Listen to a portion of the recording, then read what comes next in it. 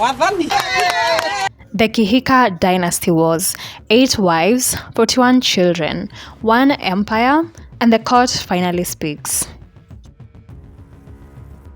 A family so powerful it went to war with itself. If you think inheritance disputes are small family meetings, you've never met the Kihikas. This is the story of one of Kenya's most feared political figures, the women he married, the children he left behind, and how death exposed the cracks inside a dynasty.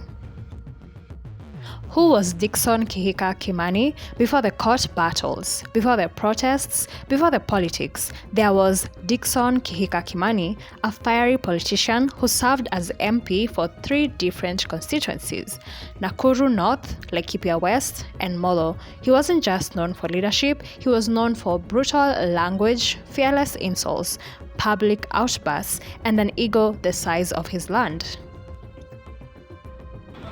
Hebu niseme neno moja na muniwe rasi, maana miko 75 years old, ya kwamba tangu lini mwanaume wawili wanaweza lala kitanda moja na bibi moja? Sasa tunaona Wamarwa na Kibaki wanazunguka Ngiro.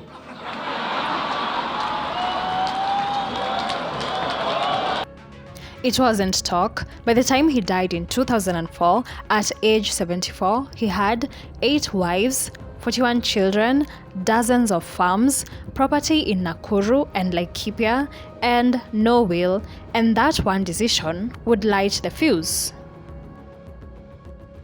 When Dickson Kihika died at Kenyatta National Hospital from diabetes-related complications, only 3 wives were present to transfer his body to Lee Funeral Home: Margaret Wamboi, Alice Mukuhi, Charity Nyambura, the others silent, absent, probably watching. Among these 3 women stood one who would later change everything: Alice Mukuhi. Why? Because she is the mother of Susan Wakarura Kihika, meaning the governor of Nakuru comes from the second wife's house, and in polygamy, that matters. With no will, the estate went to court. The file, a monster. 8 widows, dozens of children, massive land parcels, years passed, property was frozen, valuations ordered, accusations flew, court dates dragged on. The estate was estimated by media to be worth hundreds of millions, 600 million let's say, but money wasn't the problem, control was.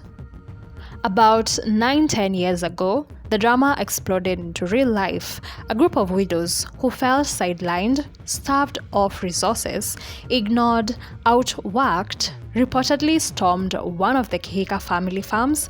News outlets described this as an emotional scene, bitter accusations flew, and it seemed like there was division in the family.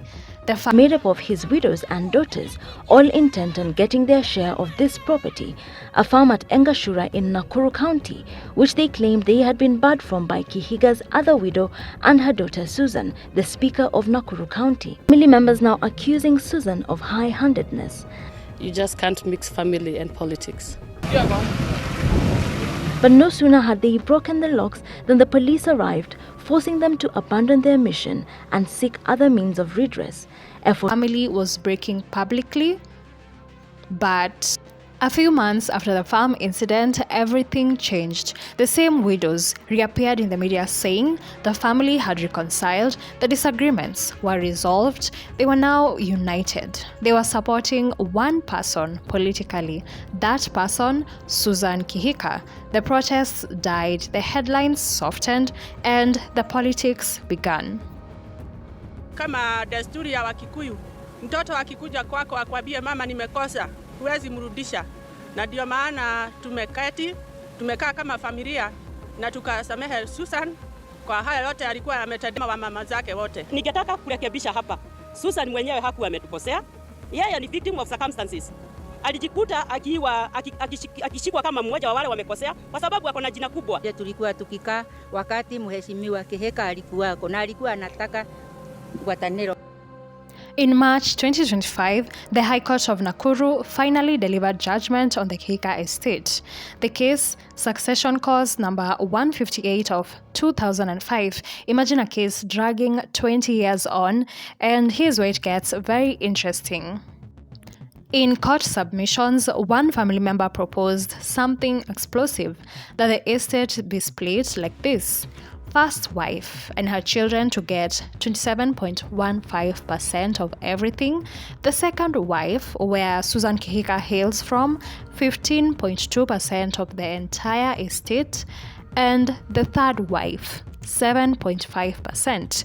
The remaining 5 wives to share the rest, meaning the first 3 wives would walk away with over half the empire, the rest fight for leftovers. But wait. The judge did not accept that formula blindly. Instead, the court rejected blanket percentages, removed properties without proof, froze disputed titles, ordered valuation of estates, and divided land property by property, not wife by wife. Who got what? Here's what the court actually ordered. Mudhagera Farms, 109 acres, shared equally among all 8 houses. Each house was to get 12 acres. Engoshura Block, allocated house and by name, and allocation went directly to Susan Wakarura Kihika. House 6 property sold to finance valuation. Incomplete properties behind House 7 divided among the first 3 wives and their 23 children. Court ordered valuation in 90 days, final distribution after valuation, and then gave them the right to appeal this decision. This is power politics, land warfare, dynasty survival, and Susan Kihika, she isn't just governor, she is the daughter of the second wife, standing in the middle of the biggest inheritance war in Nakuru history. If you enjoyed this video, give it a thumbs up. Don't forget to subscribe for more updates. Also, if you'd like to advertise with us, check us out on Telegram at BNN MarketBot. Catch you next time. Wako na Susan, sababu hii ni kampeni. Wasije wakafikiria na kusema kwa kampeni zao ati Susan hatakikani nyumbani. Hiyo itakuwa ni uongo kabisa. Huyo mtoto